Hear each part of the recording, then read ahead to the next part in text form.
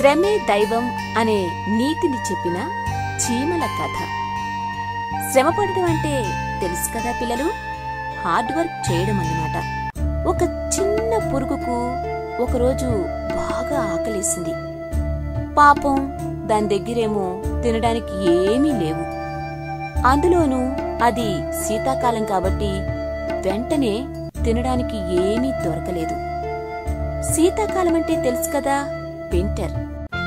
అప్పుడేమో దానికి ఒక చీమల పుట్ట కనిపించింది. ఆ చీమల పుట్టలో ఉన్న చీమల దగ్గర ధాన్యం గింజలు చాలా ఉన్నాయి.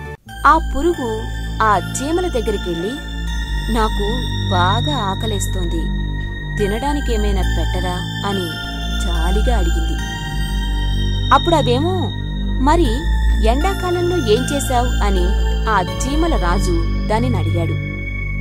మేము ఎండాకాలంలో కష్టపడి ఆ గింజలు దాచుకున్నాం, అవి ఇప్పుడు తింటున్నాం అని కూడా అన్నాడు ఆ చీమల రాజు. నేను ఎండాకాలంలో ఏమీ దాచుకోలేదు అని నీరసంగా చెప్పింది ఆ పురుగు.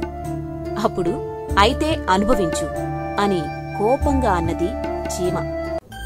నీరసంగా వెనక్కి తిరిగి వెళ్లిపోయింది పురుగు. చూశారు కదా పిల్లలు, దొరికినప్పుడే దాచుకోవాలి, ఓపికున్నప్పుడే సంపాదించుకోవాలి అనే నీతిని చెప్తోంది ఈ చీమల కథ. విన్నారు కదా?